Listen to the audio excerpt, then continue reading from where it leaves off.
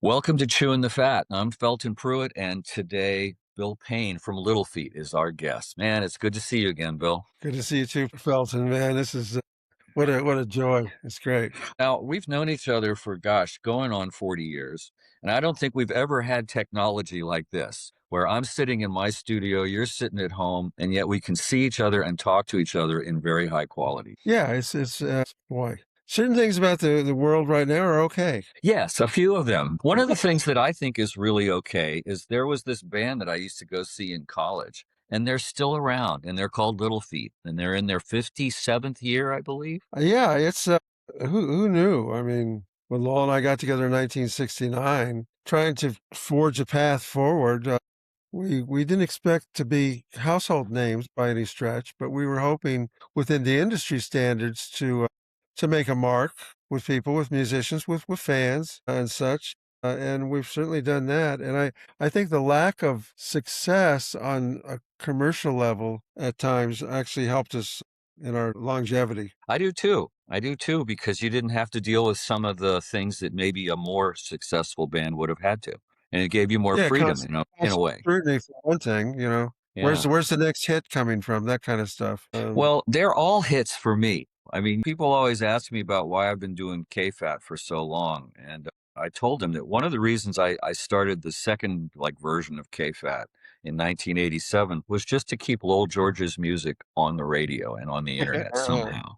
And, back then there wasn't an internet. Now there is. And it's Yes. certainly changed the way the world looks at music. And you guys are still around making music, which is the beautiful thing. Yeah, which is how and why we call it Little Feat. Good musicians tagged up with good music, and so when we're writing songs, I mean, we go we play Dixie Chicken and Willin' and Oh Atlanta, etc. Fat Man, but we come with other new songs now. We have Strike Up the Band. We have that record we did with Sam Clayton, Sam's Place.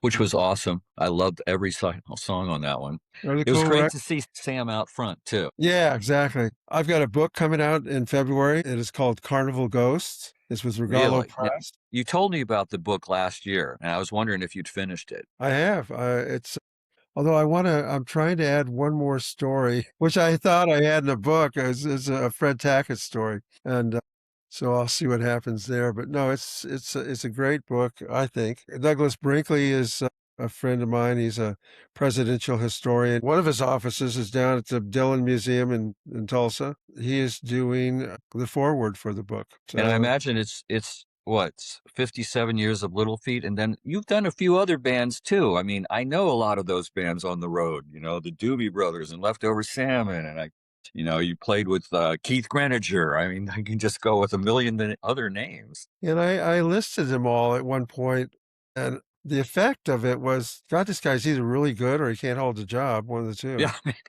they keep losing him, but then he keeps coming back. He's back. What's that with Barbie Benton? Okay. No, I was curious as what that, like 5, 6 columns of 50 people deep would look like of just people Uh-huh. that I'd recorded with. And it's an impressive list, and it's a list that keeps growing. God, a couple of 3 weeks ago, I guess I was on stage with Molly Little Feat and Molly Tuttle. Mhm. And the two of us sang a duet on a song that she recorded on Strike Up the Band, which is called Bluegrass Pines that Robert Hunter and I wrote. Right. And we didn't sing a duet on the record, but I said, "You want to sing with me on this thing?" And I thought she'd just be singing in the choruses, but she wanted to sing most of it. And I went, "Yeah, are you kidding?" And it took a couple, we had 2 shows. The second show, she nailed it. The first show, Mhm. I said, "It's okay to lay out, when in doubt, lay out," was what Jeff Porcaro used to tell me. So she sang in the choruses, but God, what a beautiful singer, a wonderful player, and just a fine, fine human being. She's Well, wonderful. that's a wonderful marriage too, because of course, Little Feat's been part of the KFAT family forever, and Molly Tuttle is actually the niece of one of our old DJs, Sully from KFAT. My gosh, So, there you so go. we have this lovely family connection right there. And Bluegrass Pines, it goes to our other family of the Grateful Dead being tied in with KFAT, and then you writing with Robert Hunter. Yeah, I wrote 20 songs with him. There's 1 or 2 sets of lyrics that I didn't write, and I probably should. One of them was about taxes or taxmans or something, and I Yeah. just gone through a horrible situation with some Sorry to tax. hear that. Yeah, no, it was unfortunate, but predictable given the way how what life works. But anyway, yeah, it was an honor, a thrill to write with Robert Hunter. How did that come about? How did you to get the pens together in the first place? Cameron Sears,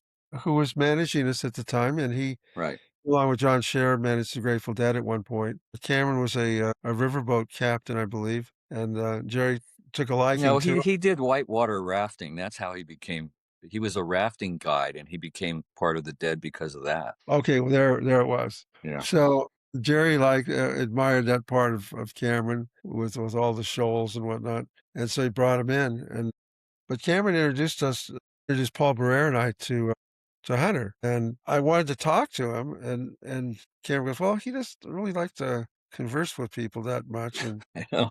I said, "Well, then forget it. I don't know if you didn't want to talk. What's the point in doing anything?" So then I think Bob reached out to me or something happened. I went, well, I don't have to talk to him.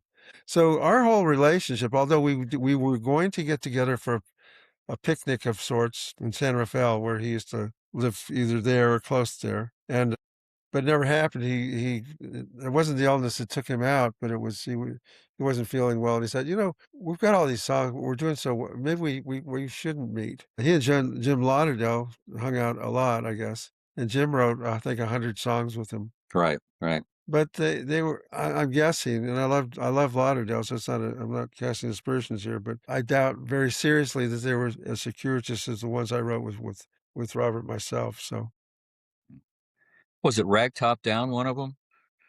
Ragtop Down is one of them. Yeah. Salome, oh gosh, out of the 20 that we've written, I think people have heard 5 of them. So there's Well, 15 that Bluegrass Pines on the latest album, that's correct. wonderful song, yeah. Yeah, and there's not an ounce of bluegrass in it. No, I noticed that, being the guy that used to run the big bluegrass station on XM, I was like, "Oh, wow, Little Feast actually got a bluegrass song," but no, it's kind of No, a bluegrass song. It's about bluegrass pines. not bluegrass pines. So that's the beauty of, I mean, now I guess I can call myself an author after, many thousands of words, and people, that have read it are like, "My gosh, it's sort of like when I began showing people my photography. Before I did it, so there was one guy goes, "Well, I thought you were a dilettante until I actually saw your work," and I went, "God, the guy actually is a photographer."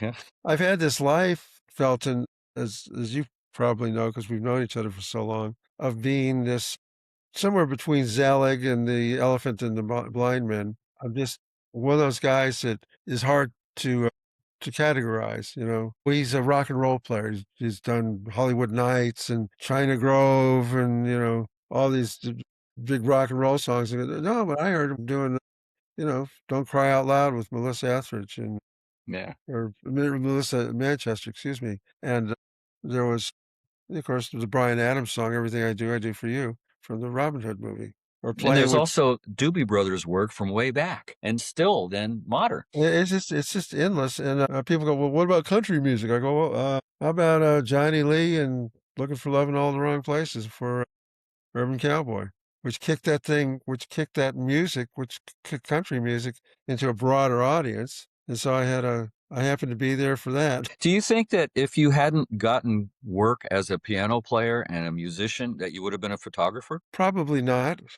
I don't think so. I mean, I didn't dive into photography till I was in my 50s. I'm What do you think 77. you would have been if you hadn't been a musician? Well, selling shoes, maybe? I don't Yeah, know. yeah, people ask me that, I've been a disc jockey almost as long as you've been a musician. It's like, I I don't know what else to do. This has been pretty much all I can do. That's I not I dumb. learned I learned how to do sound, but that's part of being a musician and being a disc jockey. And, it's all in the music realm or You whatever. know So you what? follow.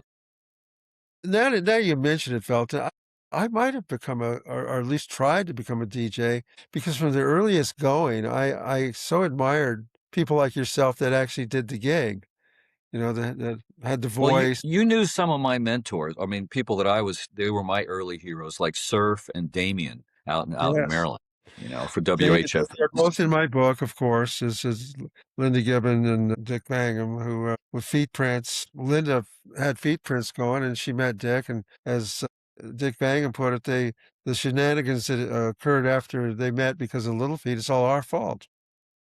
Well, I remember when you played your 25th anniversary, I think, of Waiting for Columbus at Lisner, and you had this incredible all-star cast. I mean, Jackson Browne was there, Levon Helm was there, Little Feat's Leftover Salmon. But the biggest applause that I remember everybody getting is when Damien came out to introduce you. And Yeah, Damien was a disc jockey that I grew up on, and then he was on WHFS and WRNR out in Annapolis. sure. He'd been in an accident, and he had trouble speaking, and he still stayed on the air for another 20 years because he was that good and people loved him. And it was they put up they followed him. Yes, absolutely. And we just, Polly and I found, my wife and I found a lovely photo of him and Patty, his wife, which is going in the book. So that's just the cathartic nature of writing is certainly one thing, and writing about your life is a whole other exercise. You know, it's you got to be strong to. I mean, I was talking to a few authors, one of whom was or is or was is her father was Jim Harrison, and Jamie is her name, and wonderful author. And then John Tolliver, who's a historian. And I think it was Tolliver asked me, he goes, "So were you truthful about yourself in your book?" Because I told him I was truthful about other people, but I didn't want to hurt anybody. Exactly. Yeah. And, you know, and he says, "Yeah, but were you truthful about yourself?" I said, "Absolutely. I can handle it." You know, I'm the guy that stubbed my toe or did this and that, so I'll cop to it. I think it's instructive on one level, but I had I didn't realize how the nature of writing is has more people involved in it than not that I would have thought, but it's, 'cause you're the guy sitting there writing the book, but I had 2 editors. I brought in one, Gary Bays, who helped me immensely become a writer over the last 25, 30, 40 years. I mean, it's been a long time I've known Gary, but as long as you and I have known each other, and, Well, there's a trust factor I would imagine that has to come in there. it absolutely is, and John Baxter's another fellow that came in, through Rogallo Press, and he's written about, I don't know, 3 or 4 books on Walt Disney, and he's an excellent editor, a great proofreader, and a fan of Little Feat, and a fan of me, and, so having that kind of, overview, you know, people looking over my shoulder, was very helpful, not only with the English language, but, you know, the thing with them was I said, "Look, we're gonna have people combing through the book with copy editors and proofreaders and God knows what."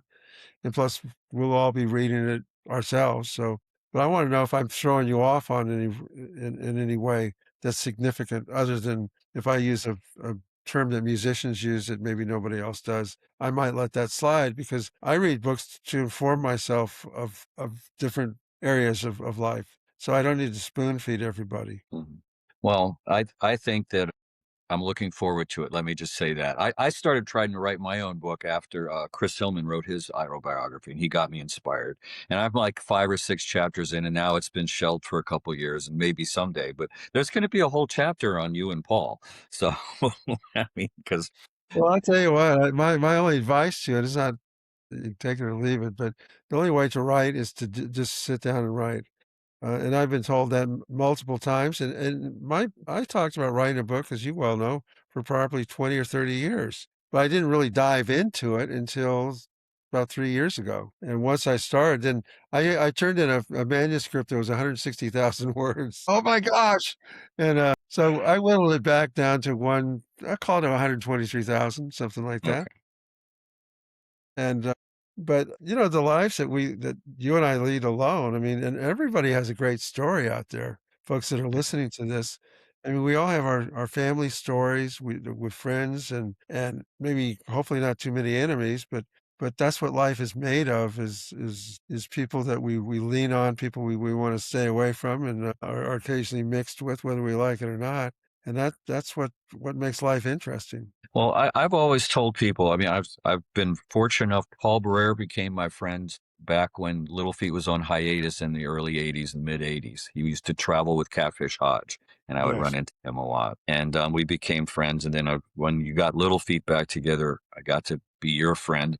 And I've always told people that Little Feat is the nicest band in rock and roll. I mean, I've gotten to know a lot of bands in all of the different genres.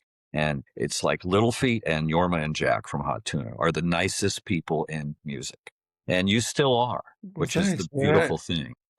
And you mentioned Jack and Yorma. Yeah, they're in the book too, of course, and yeah, I mean, God, Yorma called me. It was probably a year ago. I don't know, might have been a year and a half ago, but just seeing his name coming through on my phone, I was like, just thrilled. I mean, I just love the guy so much. And He's such an inspiration, and Jack is too. I mean, Jack came up and sat down with us on my solo during Dixie Chicken, and he doing those kind of solos with us with Jack or Yorma or Tommy Emmanuel or whomever. It's like Fred Astaire and Ginger Rogers, where who's going to lead, who's going to follow, and Jack was one of those guys that just came in and went boom, took it, and I went, I loved it. It was like, oh, yeah. I forged a few tributaries to follow as well. But what a wonderful player, and just the joy that know because you know the guys of mm, sitting there and talking with them, and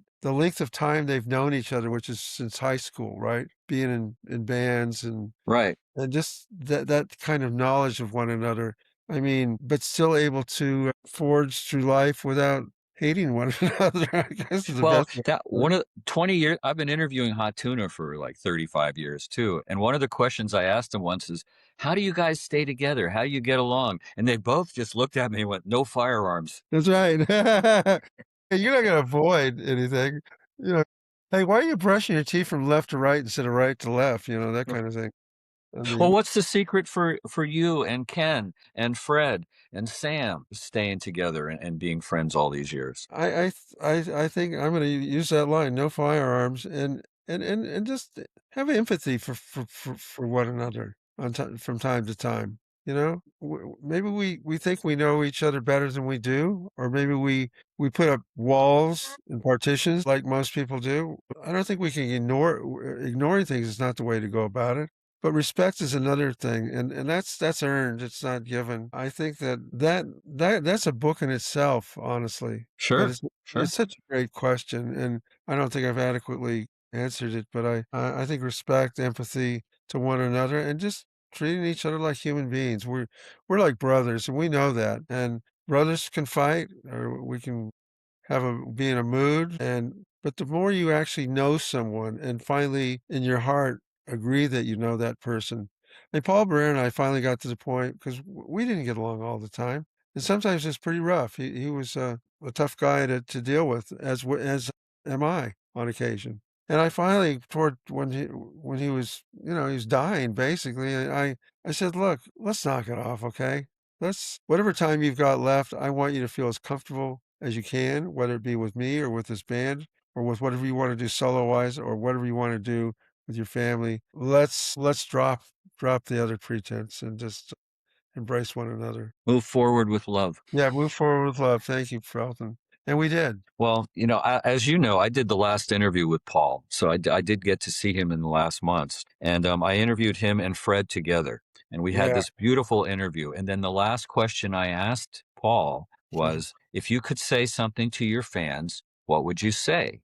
And he said, "Thank you, thank you, thank you."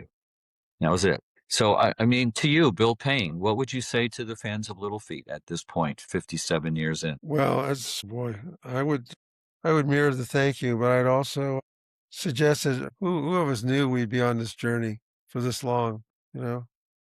And the strength I've gathered from them as human beings, as people that have joy and loss and tears and laughter and everything that accompanies life. I've gained a lot of strength from people that normally we keep our fans behind the curtain or in front of the curtain, you know? I've brought them into my life many Oh, your times. fans are not behind the curtain, I don't think. No. They're not at all, and No, there they're are a right lot of there fans with you. that do that, and they're missing out. Yeah, there's some people that get a little too close sometimes, but hey, That's life. but but I've gained more friends out of opening things up to nature to say, let's communicate about things that are meaningful to us, and that journey is what I put into this book as well. I wasn't writing from a vacuum. I was writing from being somebody that the first audition I made to be in a band after my music teacher, Ruth Newman, passed away when I was 15, I auditioned to play drums, and there happened to be a piano set up at the house there, and I ambled over to it stood there, not sat down, flipped the lid open. It was an upright piano, and I started to play, and they go, "Hang on a minute, you play the piano?" I guess. I've been taking lessons for 10 years, playing Bach, Beethoven, Brahms, etc. And they said, "Well, forget this band. We got another band down the street. It's called the Debonaires. It's in Santa Maria, California. You're going to be in that band, and guess what? You're going to play the keyboards." So who's that guy? I mean, that's I take what I do seriously, but I like having serious fun. But to write, to have written 20 songs with Robert Hunter, to have written probably 11 songs with Paul Muldoon, who's a Pulitzer Prize winning poet and friend. To be writing a book, I mean, I just sit here and go, yeah, I believe it because it's happening. But and I somehow I innately I knew I'd be doing I'd be opening things up later in life rather than early. I think what I was doing was gathering stories, participating in events that were very meaningful, not only for myself, but to many others, obviously. And I was moving so quickly through it that I oftentimes didn't realize the impact of what was going on. I was at a friend's celebration of life on Sunday, and I was there with his girlfriend, and I said to her, you know, I didn't appreciate him as much as I should have or could have. Mhm. And that's what I took away from that day. And I think that that applies to all of us every day, is that we should just appreciate everything around us just a touch more than we do. Yeah, it's easy, or I don't know if it was probably Benjamin Franklin says, "Any jackass can knock down a barn." I'd say as human beings, we're really good at that. Uh, you know, I mean, when Bobby Weir passed, God dang it, I wish I'd known him a little better. Yeah. I knew him well enough, though. I mean, in the sense of when he came up on stage with us in Telluride one time, and I think it was the first time he ever sat in with us that I remembered anyway. And I was I sat there watching and listening to him and just saying, "God, this guy can really play." I mean, his And differently than anyone else ever did. yeah, that was what struck me. I mean, I as a musician, I recognize patterns a lot in life, and the patterns he was playing as a his soloing was different. His rhythmic quality. He wasn't Keith Richards, but Keith Richards was not him. That kind of thing. And he Yeah. was flowing in and amongst this music. The little piece of music is not easy to play, and he was right there with us. I mean, it was just I shouldn't have been astounded, but I was. Well, there's another friend of yours from most of your career. I remember the first interview I did with you and Paul Barrere in 1988, right after Little Feat got back together. And there was this woman laughing in the background during the whole interview after the show, and she was very vocal. Her name was Bonnie Raitt, and she's been a part of the Little Feat aura and lore since the beginning, pretty much. Pretty close to it, and closer than I thought. I thought I'd met her in Frebo in New York City. I can't think of the name of the club, but we were there for a week and Bottom sitting. line, No, it wasn't the bottom line, but it was Max's Kansas City. So we met there, and that's what I thought. But we met before that, as it turned out. And yeah, Bonnie looms large in my book as well as a friend, as a you know this river that we've traversed and with one another all these years. And I'm just so proud of her for hanging in there, and for being who she is. I mean, Lowell got taken down at age 34. Richie, Paul, they're gone. Sam's going to be 90 years old, and Sam Clayton's going to be 90 in September. my goodness, wow. There's a certain point where he'd probably in his earlier days, I said, "At some point, you're gonna be younger than I am." And what that came true. And I said, "Look, I know how old you are. Why don't you just wear it like a badge instead of this other thing you got?" So he's finally old enough to admit it. But yeah, it's been a hell of a journey with a lot of people and the quality of people. And look, you don't have to be a musician or a professional on that level of any kind. I think when we look at people with whatever they do, I want to know who they hang out with. That's a pretty good judge of the character of that person. So without getting into the literal politics of the stuff we're throwing shovels of horse manure every day, you know, Yeah, to the point where we can't smell it or we don't care anymore. I mean, we do care, but it's ludicrous. Who did John Lewis surround himself with, for example? right, right. There's your high water mark, and nobody's gonna reach that. I mean, it's impossible, but he did. and that shows his character, and it shows the value of love and with empathy and with tolerance, which is very little of these days. It's not that it's non-existent, but you always hear the squeaky wheel gets the grease, as they say. Well, I think that music will still, I've always thought this and I still believe it, that music will save us, music will carry us through. I agree.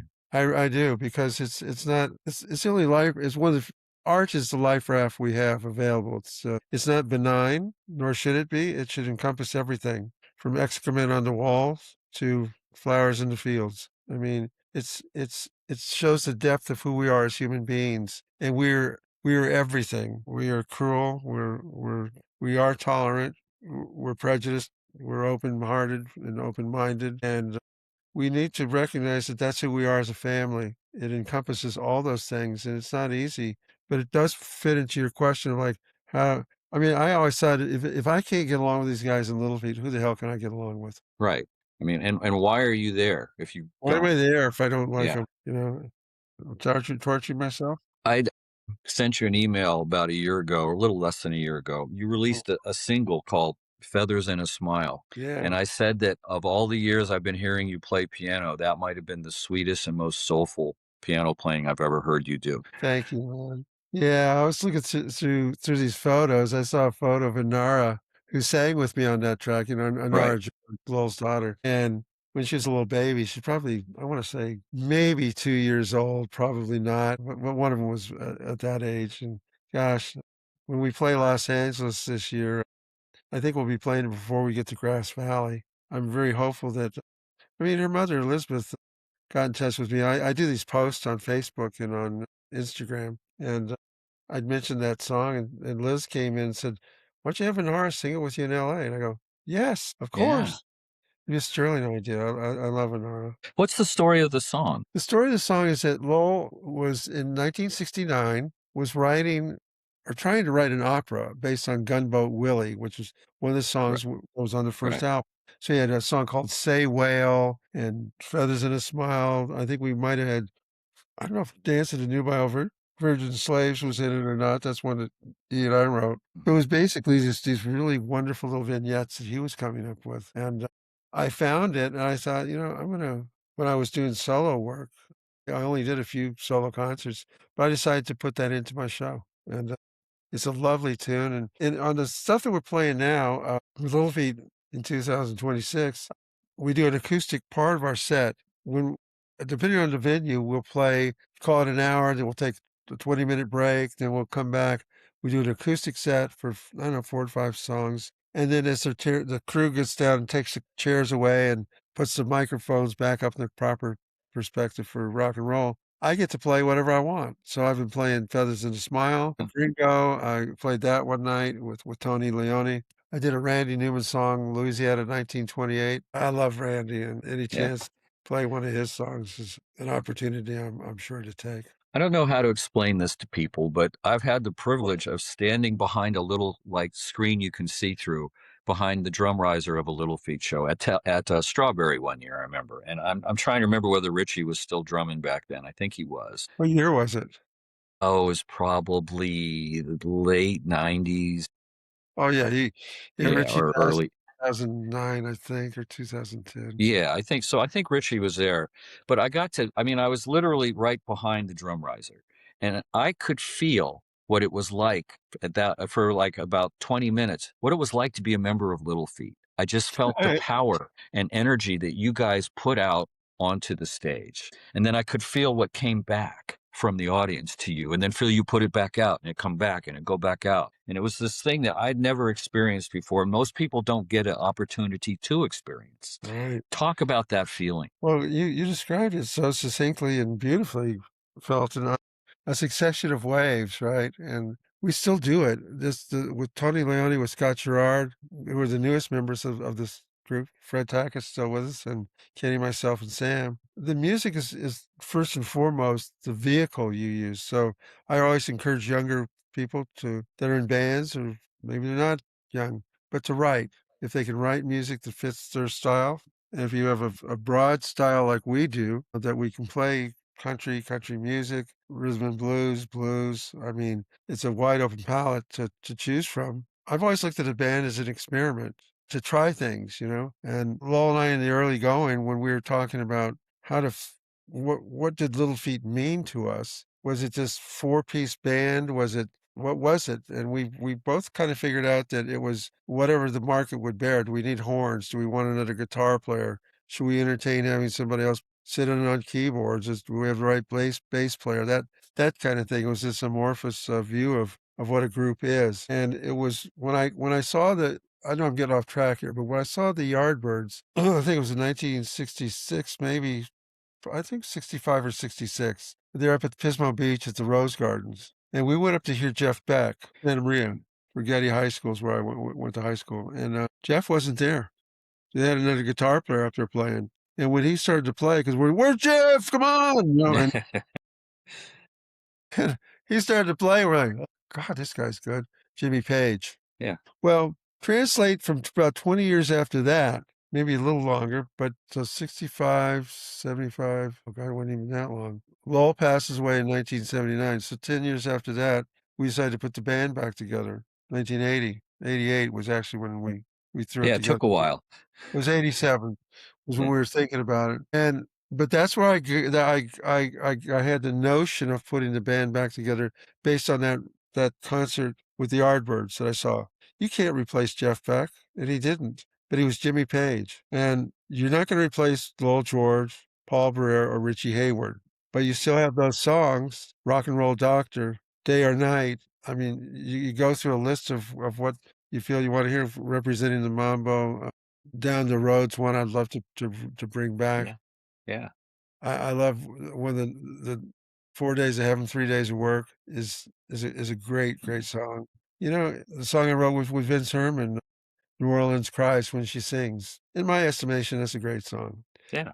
Yeah. Played it at piano night in New Orleans this last time, and Marcia Ball was there. I'm a little broken up thinking about it.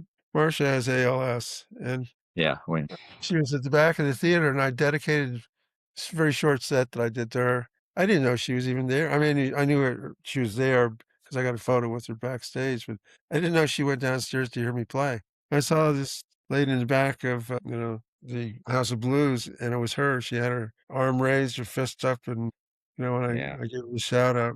Well, later in one of these blogs that posted, I have Shannon Karen put up.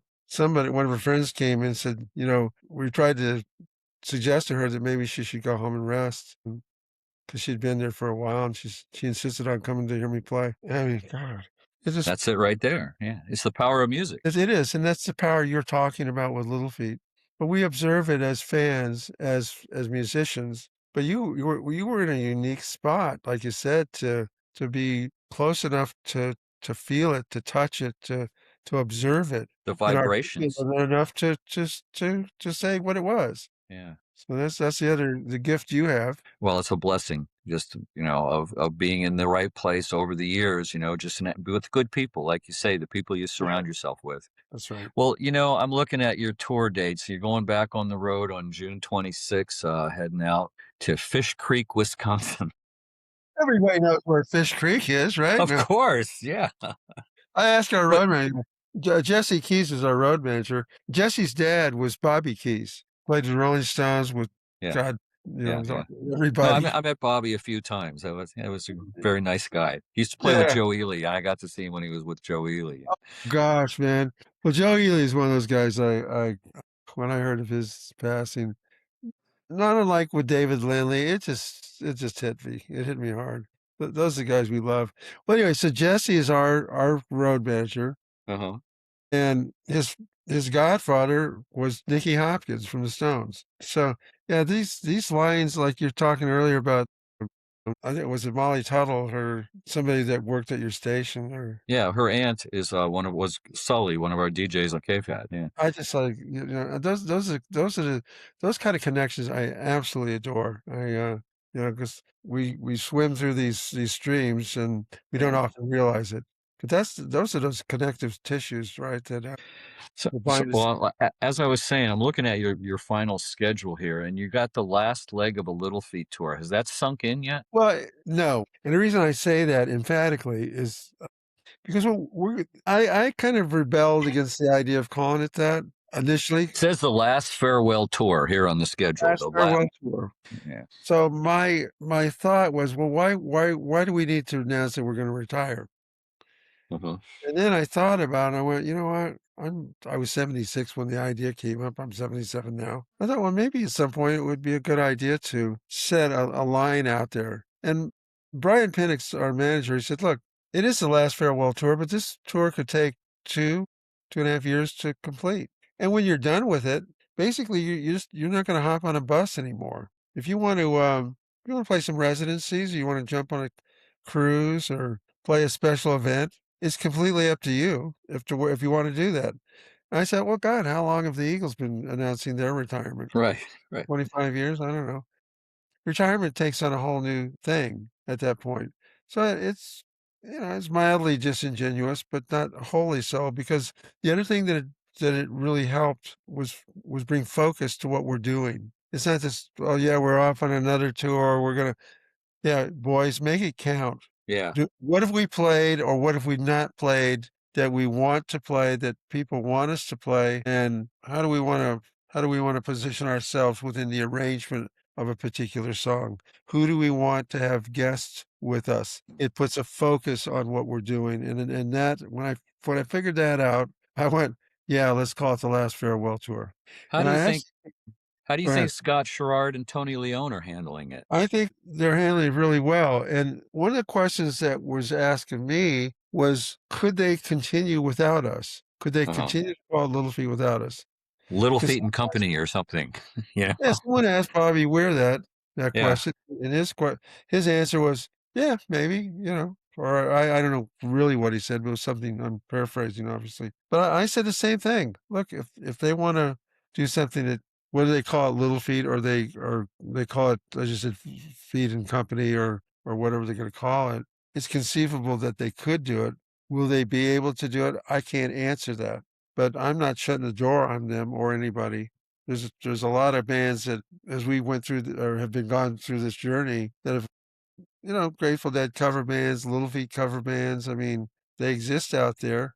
They aren't Little Feat, but I think Tony and Scott have a legitimate realm, depending on the songs that are written and that are continued to be written. Simply going up and playing Dixie Chicken doesn't mean that you're Little Feat. I think there's a lot more to it than that. But if you can do something where people that are staunch fans of Richie Hayward, let's say, and have come up to me and said, "Look, you know, I really miss Richie because this and Tony Leone is not Richie Hayward, but Richie Hayward is not Tony Leone either." And I said, that's well said. I agree with that. Richie, I adored the guy. well, I think Little Feat will always live, kinda just like the Grateful Dead always lived. You have this power of the songwriting, Mhm. and then you have the power of the band, and that created another thing, another beast, and that beast is unleashed, and it's not there's no way to ever put that beast back in the box. I guess not.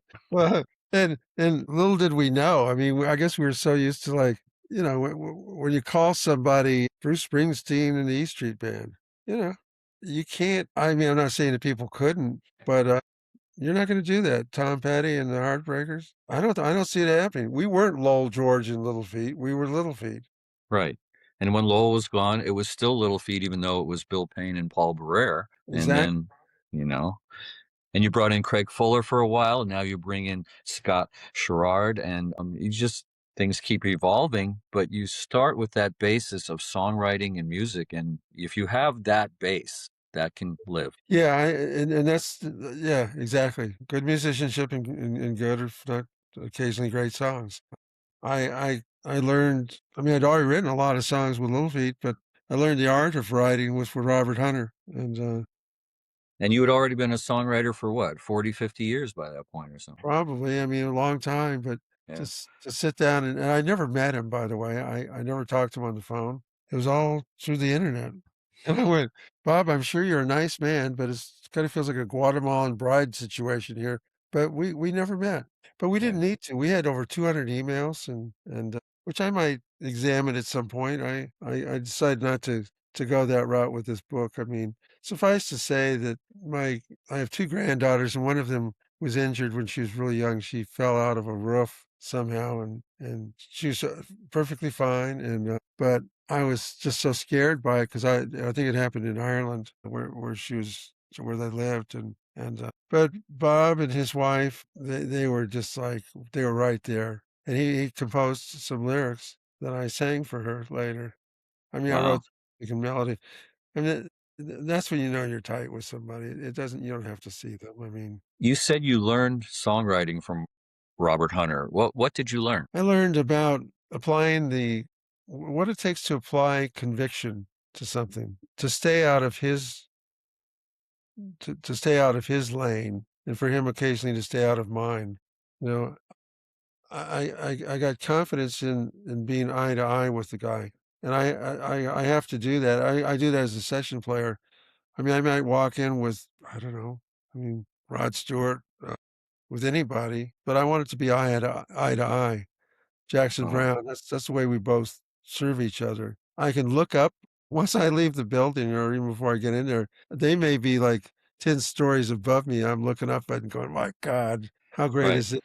But when I'm in the work realm, then it's like we're eye to eye. That's how I help them best and be honest with them.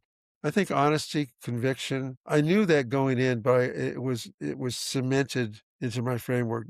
And before people take the wrong notion of what cementing anything means, it had nothing to do with the how malleable music is and how it can change. I wanted to keep that flexibility alive as well. And so there was one song about a dragon that we were writing, and I took it to a pub in Ireland for my musical basis of melody and whatnot.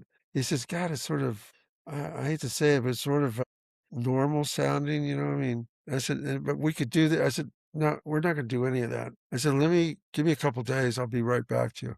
Mhm. So I came back 2 days later and he goes, "You know what I like about you? You don't give a damn. You're not afraid of anything." And I said, "Thank you." Now, this is all email, right? But I said, what I did was I moved the location from Ireland down to South America.